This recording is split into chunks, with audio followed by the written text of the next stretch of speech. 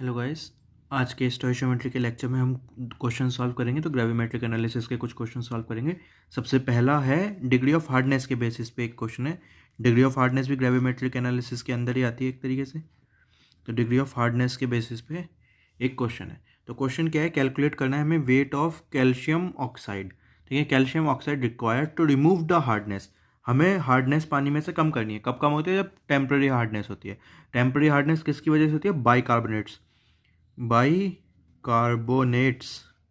Of calcium.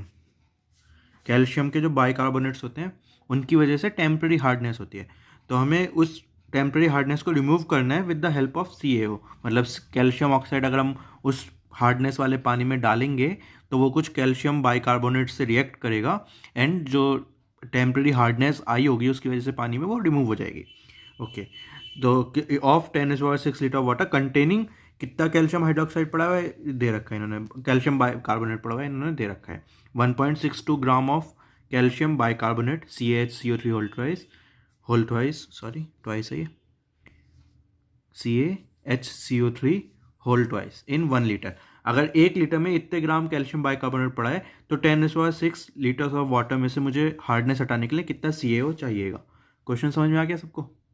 Okay, तो क्यों है हार्डनेस? कैल्शियम बाइकार्बोनेट की वजह से हार्डनेस है। कौन सी हार्डनेस होती है कैल्शियम बाइकार्बोनेट की वजह से? टेम्पररी हार्डनेस होती है। टेम्पररी हार्डनेस हटाई जा सकती है किसी को कुछ रिएक्ट करवा के। क्या कैसे हटाएंगे? CaO की मदद से हटाएंगे। जब CaO कुछ रिएक्ट करेगा तो कुछ बनेगा, तो टेम्पररी हार्डनेस हट जाएगी। और ये दे रखा है कि कितना 1 लीटर में, तो 10⁻⁶ में कितना। तो ये क्वेश्चन तो समझ में आ गया एटलीस्ट। ठीक है, तो सबसे पहले हम क्या ये रिएक्शन लिखते हैं कि कैल्शियम ऑक्साइड कैसे कैल्शियम बाइकार्बोनेट के साथ रिएक्ट करके टेम्पररी हार्डनेस हटाता है।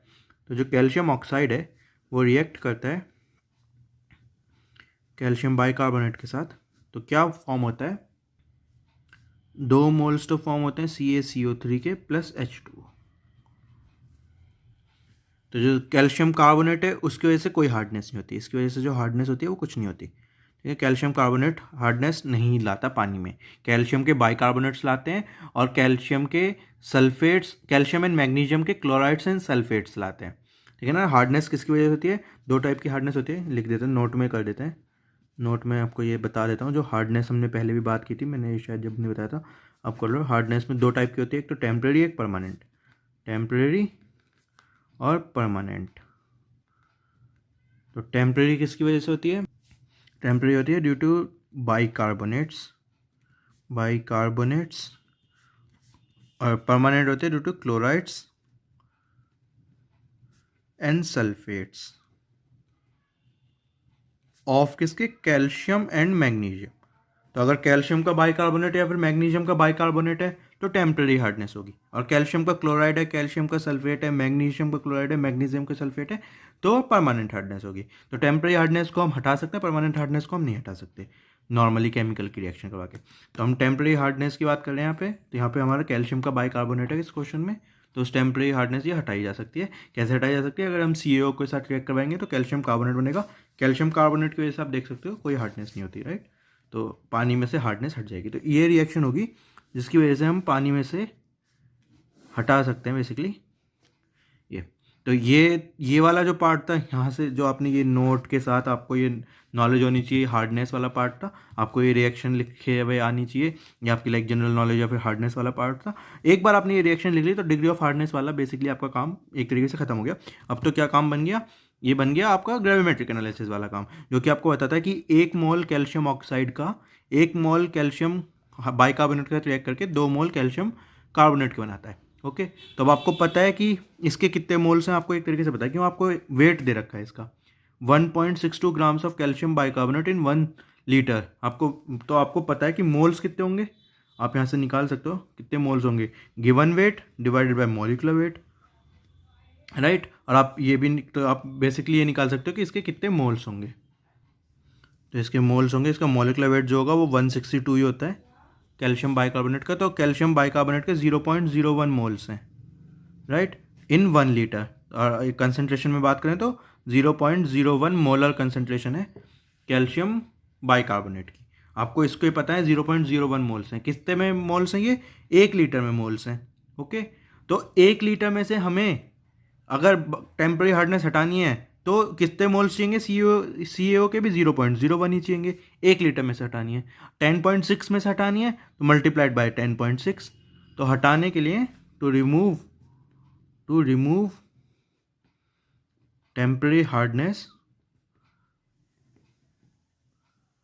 ठीक है, हटाने के लिए इसके 0.01 मोल्स हैं 1 लीटर पानी में कैल्शियम बाइकार्बोनेट के, तो हमें कैल्शियम ऑक्साइड के भी 0.01 ही चाहिए, ठीक है। मोल्स ऑफ CaO की अगर हम बात करें तो कितने होंगे, 0.01 ही चाहिए 1 लीटर में, और हमसे कितने में पूछा है, 10⁻6 लीटर पानी में, तो इंटू 10⁻6 कर देंगे, राइट।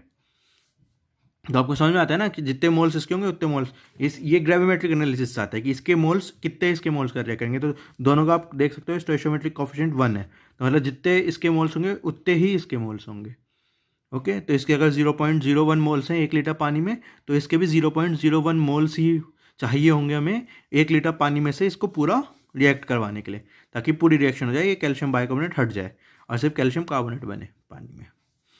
तो ये हो गया आपका,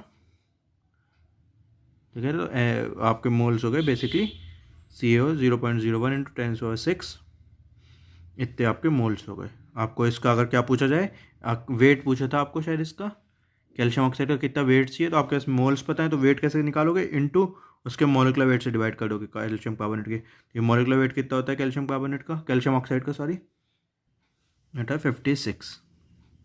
तो आप 56 से मल्टीप्लाई कर दोगे तो आप देख सकते हो, तो आपका आ गया 56 इंटू 10⁻⁴ ग्राम्स। इतना आपको ग्राम कैल्शियम ऑक्साइड का 10⁻⁶ लीटर ऑफ पानी में डालना पड़ेगा, ताकि उस पानी की टेम्परेरी हार्डनेस हट जाए जहाँ पे उसकी कंसनट्रेशन इतनी है, ठीक ना। बेसिकली इन्होंने एक तरीके से उस पानी में कंसनट्रेशन दे रखी है इस टर्म में कि इतने ग्राम 1 लीटर में, तो बेसिकली कंसनट्रेशन टाइप दे दी, राइट।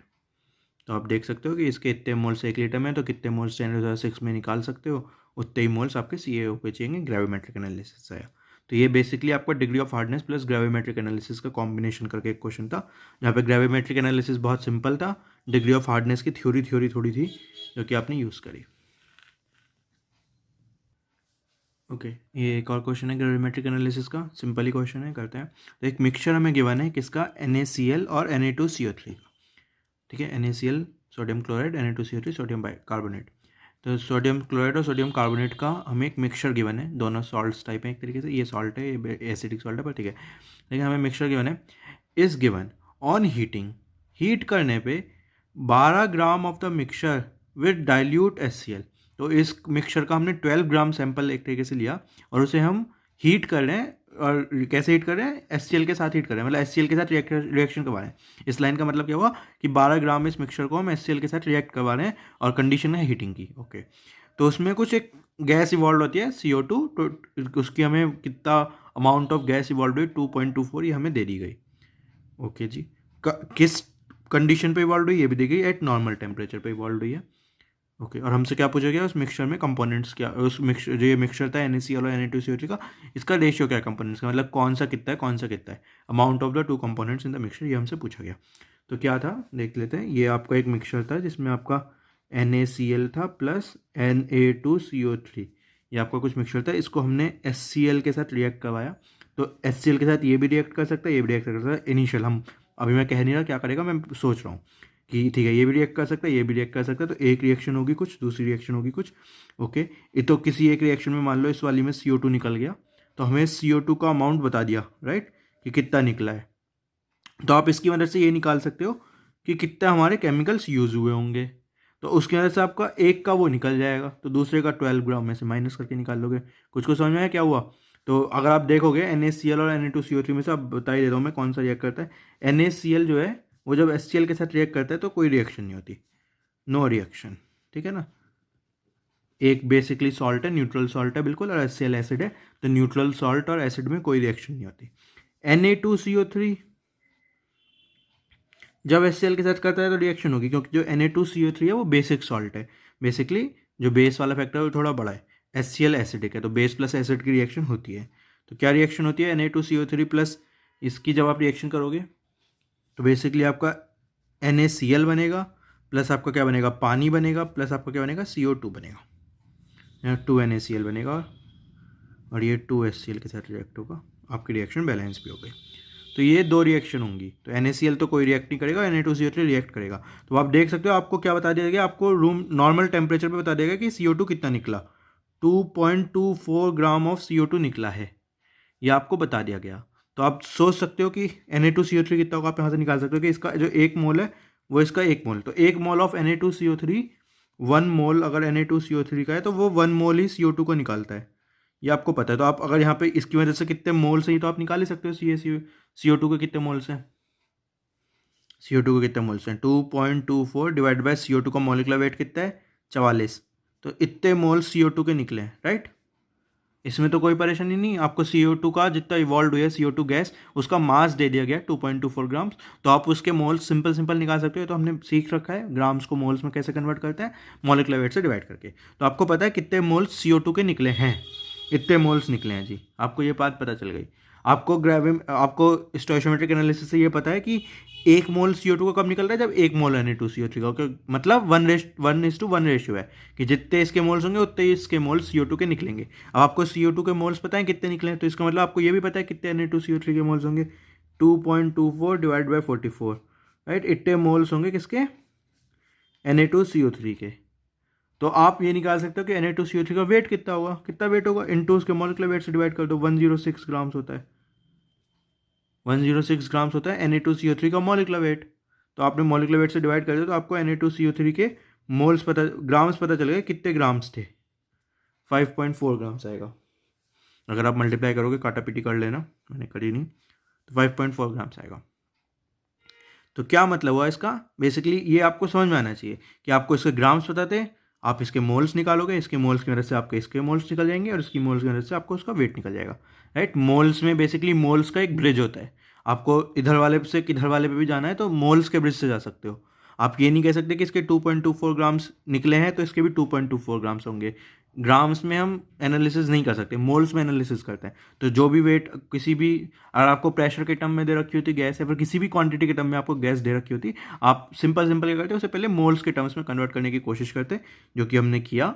देन उस मोल्स के टर्म्स की मदद से फिर आप एनालिसिस करते कि इन स्टोइचियोमेट्रिक कोएफिशिएंट के बेसिस पे, वो आपने करी, आपको पता चल गया कि इसके कितने मोल्स यूज हुए, पूरे सबके निकाल सकते हो।